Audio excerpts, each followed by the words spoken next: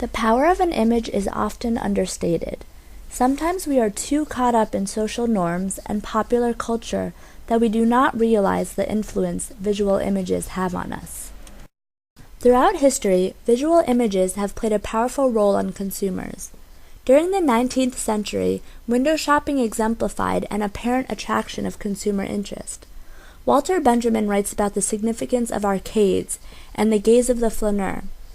An arcade is a type of gallery, linking streets together to become a mechanism for traffic. It is made up of iron and glass, displaying commodities in its windows.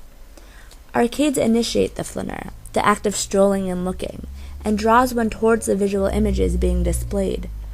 Benjamin mentions that it is the wandering through urban space in a daze of distraction. In these pictures, it is as almost if one is in a timeless space, mesmerized by the displays surrounding them. In the painting by Gustave Caillebotte, the flaneur is represented. The two main subjects in the painting are strolling along the street and gazing away from the camera, concentrating on something else. In a way, they are being consumed by what they are looking at. They are not attentive to the man walking towards them, about to potentially walk into them. They are focused on something else. As an observer, we ourselves are having difficulty focusing our attention on the subjects. The depth of the painting and the focal point of the street lamp are in a way distracting us. We are not being lured in by the subjects because they are not looking at us. We instead become curious and want to know what it is that they're looking at. We only wish that the painting was larger so we could see what was not being shown. This exemplifies the power of the gaze.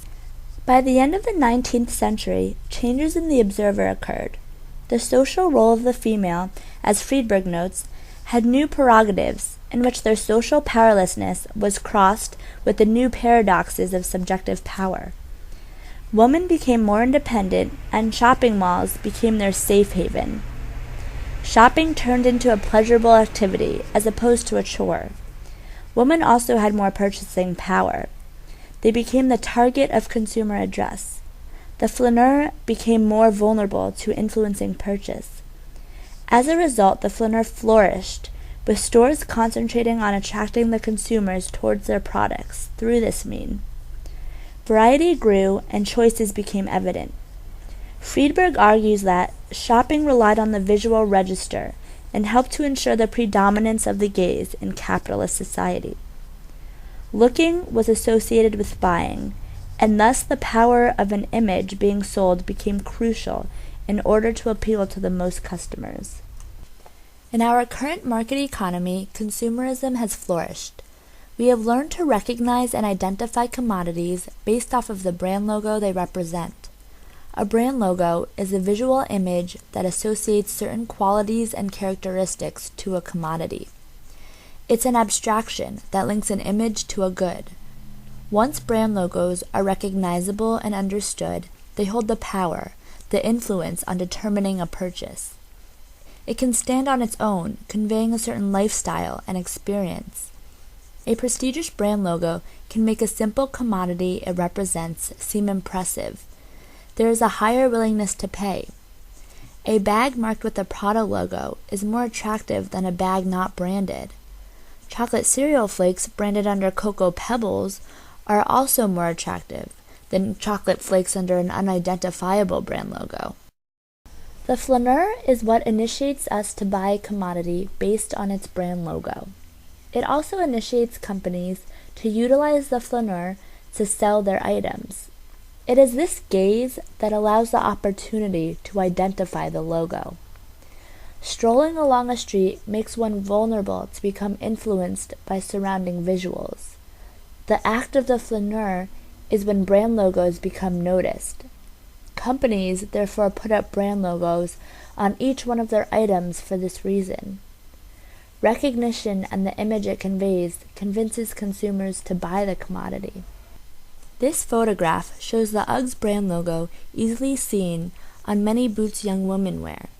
The brand logo becomes recognizable and has the ability to influence someone to purchase boots with the brand on it as well. Companies manipulate the flaneur by promotional strategies in today's consumer market. A simple object can be transformed into a must-have, merely from the way its image is promoted. Watching TV and looking at ad signs can be seen as an act of the flaneur. Effective advertising and marketing techniques feed off of this flaneur in order to persuade and lure customers to buy a product based upon its brand logo. Marketing and advertising strategies have thus empowered visual images in the consumer market. Brand logos are displayed on advertisements and store windows, conveying a certain message about the logo. These visual images have the ability to transform an object into a certain idea and personify it while objectifying the consumer. In this ad, the brand logo can represent prestige, fashion, and elegance through the pretty and sophisticated model holding the Louis Vuitton bag. This image becomes associated with the logo. It convinces people that they will also represent the image of class and elegance if they buy the bag. It is not about buying the bag as a commodity item, but about buying the image represented by the brand logo on the bag. One can find a practical bag anywhere for a cheap price, but more money is spent on buying the brand logo and what it represents. Storefronts in malls and shopping centers are similar to Walt Benjamin's arcades. The glass windows display the image of the brand logo.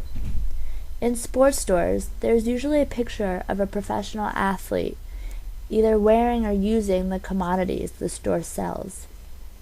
Athleticism becomes identified with the brand logo, and one is convinced that buying the commodity will make them more athletic. Strollers with purchasing power look at the commodities displayed in the window and see a reflection of themselves amongst the images. They want to be a part of it. The power is apparent when consumers buy a product solely based on its brand logo. Companies who sell branded commodities utilize the act of the flaneur as a means for manipulating consumers through marketing strategies to buy their commodities based off the power of their visual representation, the brand logo.